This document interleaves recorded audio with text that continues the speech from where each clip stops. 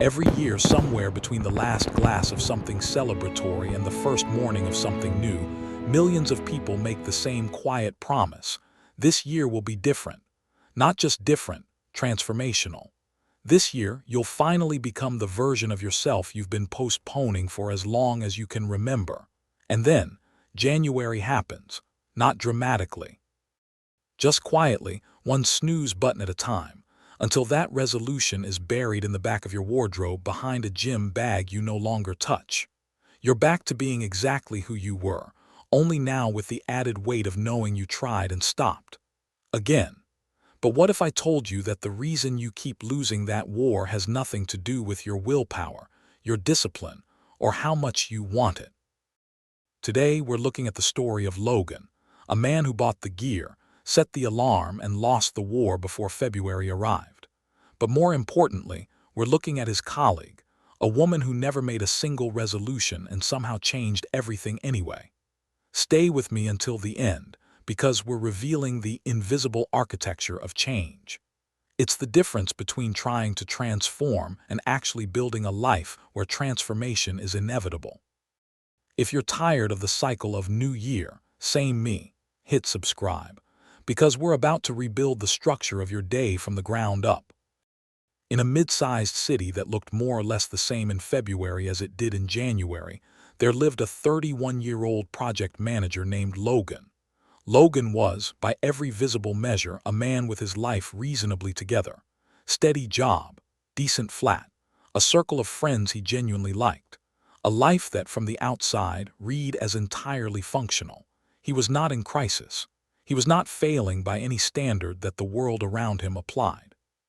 He showed up reliably, delivered consistently, and was regarded by the people who knew him as someone fundamentally decent and capable. But Logan had a feeling that lived somewhere behind his sternum and never fully went away. The feeling that he was living slightly to the left of the life he was supposed to be living. That the real version of his days was waiting somewhere just ahead, accessible through some combination of discipline and intention he kept meaning to summon properly.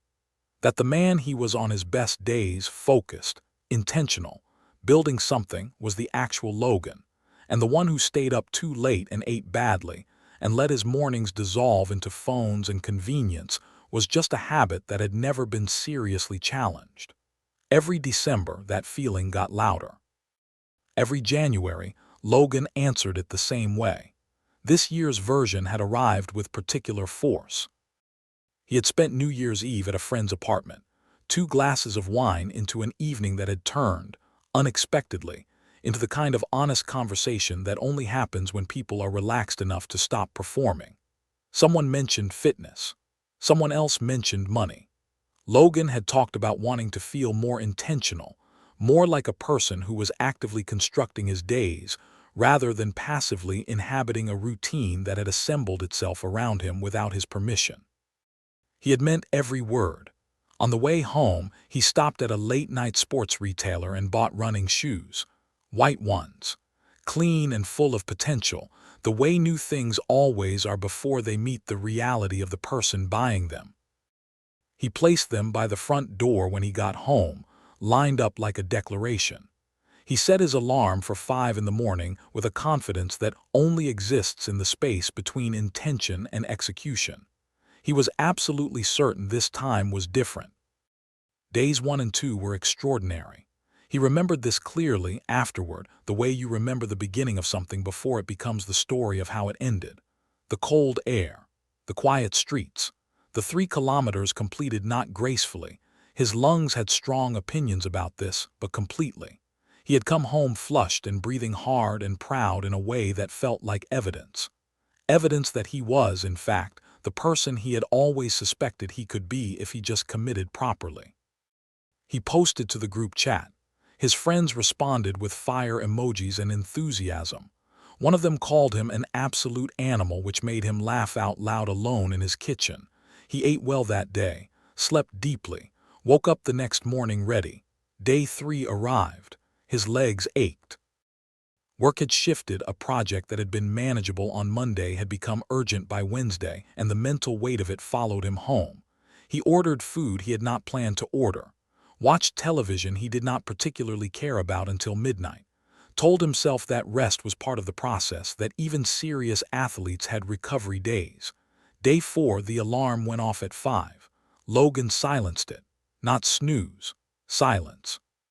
The particular decisiveness of a man who has already, somewhere beneath full consciousness, made a choice he is not yet ready to admit to. He told himself he would get up in 2 minutes.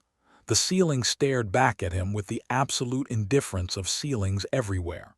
2 minutes became 5.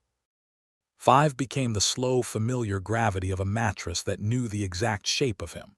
The warmth, the path of least resistance running straight back into the morning he always had. By 7:30 he was eating toast over the sink, watching the shoes by the door. By February, the shoes were in the wardrobe. Behind the gym bag he also didn't use, in the particular darkness reserved for things we have stopped believing in but are not ready to throw away. He told the story the way most people do. He said he had tried and it hadn't stuck, and he was probably just not that kind of person. He said it without bitterness, which was somehow the saddest part. He said it the way you state a fact about geography, as though it had always been true and the January shoes had simply confirmed it.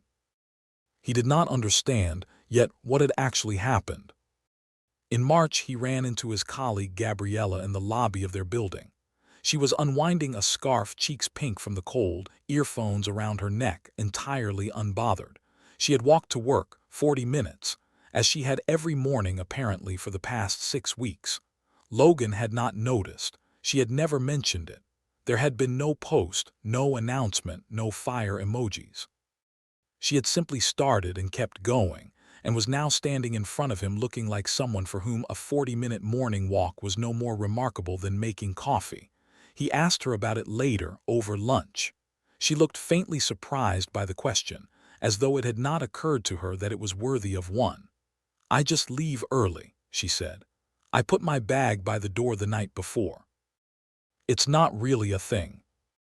Logan sat with that for the rest of the afternoon. That evening he found himself thinking about the shoes, about days 1 and 2, about the group chat and the fire emojis and the bright certain feeling of that first cold morning when he had believed, completely and without reservation, that he was becoming someone new. And he thought about Gabriella, who had not announced anything, not to anyone, not even to herself in any dramatic way, walking to work every morning for 6 weeks without once, apparently, consulting her motivation about whether it was still on board. He began to understand that he had lost something that she had never been trying to win. He had gone to January like it was a battle. Arrived armed with enthusiasm and conviction and a very clean pair of shoes. He had fought hard for 2 days, and then, when the fight got difficult, he had discovered that enthusiasm was not armor. It was weather, and the weather had changed. Gabriella had not fought at all. He did not yet have the words for what she had done instead, but he could feel the shape of it, something structural. Something that did not require her to feel anything in particular at 6:45 in the morning, with sleep still in her eyes. Something that worked even when she didn't want it to. That was the night he understood that he had been solving the wrong problem entirely.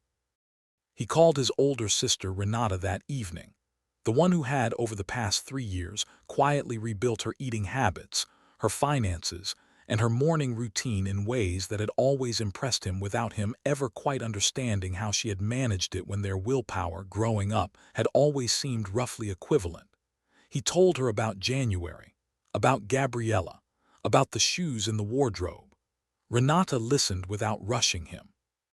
When he finished, she asked, "When you set that alarm for 5 in the morning, what did you change about your evenings?" He thought about it. "Nothing really, I figured I'd adjust." "Right," she said. "And when you decided to run every morning, did you decide in advance what you would do when a day was difficult? When work was heavy? When you were exhausted?" "No, I thought if I was committed enough I'd push through." "That's the whole thing," she said. "Commitment is real, but commitment is not a system. And without a system, you are asking yourself to make a fresh decision every single morning about whether to do the hard thing, from a state of being half asleep, and up against the full automatic force of every habit you have spent years building in the other direction. She paused. Logan, you are not weak. You are just undesigned. You have been trying to outmuscle a road that took years to build, using a feeling that was never going to survive contact with a difficult Wednesday. The people who actually change don't feel more motivated than you. They make the new behavior the easiest option available when they wake up. They remove the decision from the morning entirely. He was quiet for a moment. So how do you actually do that? She smiled through the phone. He could hear it. You put the shoes by the door, and then you arrange everything around them so that the version of you that wakes up half asleep and automatic just follows the road that is already there. He stayed on the phone with her for another hour. When he hung up, he did not feel motivated. He did not feel the New Year's Eve brightness of a person about to begin. He just felt like someone who finally understood what the problem had actually been. Logan did not make a resolution. He did not set an alarm for 5 in the morning or build a training plan or announce anything to anyone. He just put the shoes by the door, not as a symbol, not as a declaration, just as a road, the smallest possible road, pointing in the right direction, visible enough to follow on a morning when nothing else would be. Then he changed one thing about his evenings. He started going to bed 30 minutes earlier, not dramatically. Not with a new sleep routine or a phone ban or a meditation practice. Just 30 minutes. Because Renata had pointed out that the version of him showing up at 5 in the morning had been asking a sleep-deprived brain to override years of deeply established habit, which was not a fair fight. He adjusted the ask to match the infrastructure he actually had. The following week he started leaving 15 minutes earlier than he needed to, walking, not running, down streets he had always driven past. He bought cheap earphones, found a podcast, told nobody. There was nothing to tell yet. It was not a story. It was just a walk. The first week he noticed every step. The second week he noticed fewer. The third week, on a Wednesday after a genuinely heavy day, the kind of day that in January had sent him directly to the sofa and the delivery app, he put his coat on at 7 in the morning and walked anyway. Not because he felt like it, not because motivation had arrived, but because the bag was already by the door and the earphones were already charged and his feet, operating on 3 weeks of repetition, had simply begun to follow the road that was there. He came home that Wednesday and stood in his kitchen for a moment and understood something. It had not felt like a victory. It had not felt like anything. It had just felt like a Wednesday morning walk. It's not really a thing. It was becoming not a thing. The battle was leaving it. The daily renegotiation with his reluctant self was quietly dissolving. It was just a road his body had started to know. He called Renata at the end of the month. "It's working," he said, "but it doesn't feel like how I thought change was supposed to feel. I thought it would feel like winning something. This just feels like nothing, like I'm just doing it." "Yes," she said, "that is exactly what it feels like when it is actually working." 6 weeks in, Logan ran into Gabriella in the lobby again. This time he was the one unwinding a scarf, cheeks pink from the cold, earphones around his neck. She looked at him for a moment with a recognition that was something warmer than surprise. "You walk now," she said. "Most mornings," he said. "It's not really a thing." She smiled. "I know," she said. "That's exactly how you know it's working." At his quarterly review 3 months later, his manager noted that his output had improved not in volume but in quality, clearer thinking, better judgment on complex calls, more patience in the meetings that required it. Logan knew what had changed, not the walks specifically, but what the walks had built, the quiet sense of being a person who followed through on what he set out to do in the mornings, which had slowly begun to change how he showed up in the rest of his day. The infrastructure of one kept promise had made the next one slightly easier to build. Then the next. At a dinner with the New Year's Eve group in April, someone asked how the resolutions had gone. The table laughed in the self-deprecating way people laugh about January and April. The gym memberships. The dry months. The meal preps that lasted a week and a half. Logan smiled and said nothing. He did not reach for his phone to show them his step count. He did not explain the system or what Renata had told him. He just listened and thought about the walk he had taken that morning, in the dark and the cold, with nobody watching and nothing to prove. It had not been remarkable. That was entirely the point. One Saturday morning in May, Logan woke without an alarm and lay in the quiet for a moment. Nothing scheduled. Nowhere to be. He got up, put on his coat, and went for a walk. Not because he had planned it or committed to it the night before. Just because the absence of it would have felt strange now, like a missing note in a song he had been humming for months without quite noticing he had learned it. He walked for an hour through streets still waking up.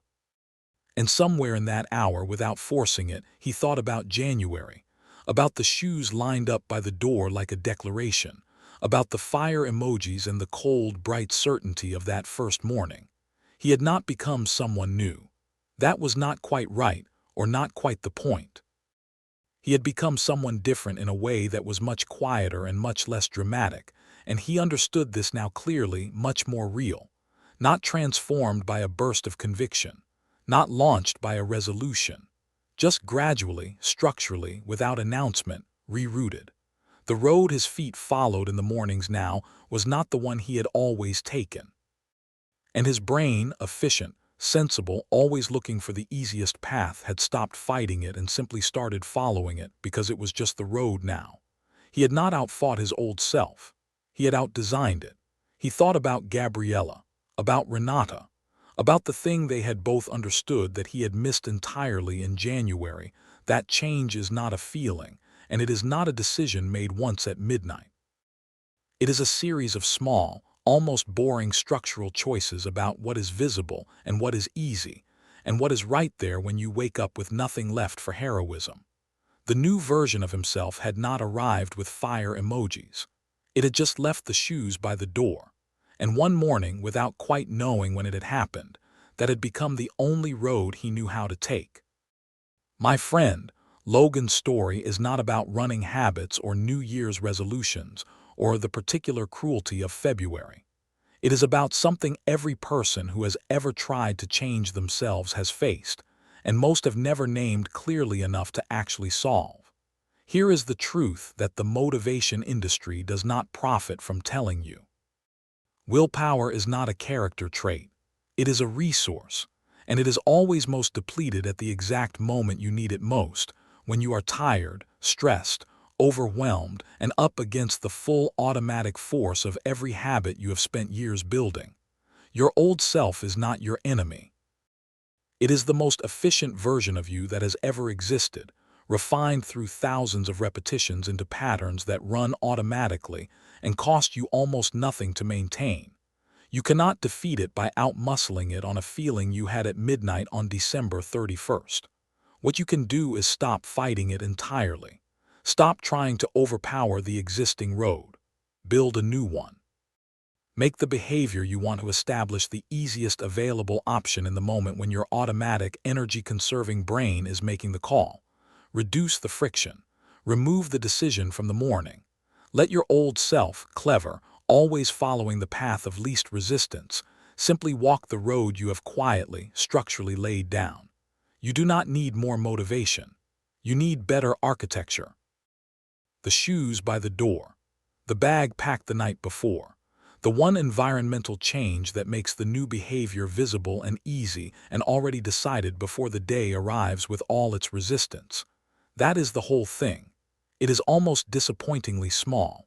But it is what actually works, not for 2 days in January, but for the long, unannounced, unremarkable stretch of real and lasting change. Here is your challenge, the same shift in thinking that Logan had to reach through a February wardrobe and a lunchtime conversation to find. First, think about the one habit you have been trying to build on motivation alone, the thing you recommit to every January, every Monday, every first of the month, and then quietly abandon when life gets heavy. Name the exact moment where the old road becomes more attractive than the new one, not the willpower failure, the structural friction. That moment is the design problem you need to solve, not with more determination, but with one environmental change. Second, tonight before you sleep, make one physical change to your environment that reduces that friction. Put the shoes by the door, charge the earphones, set out what you need, pack the bag.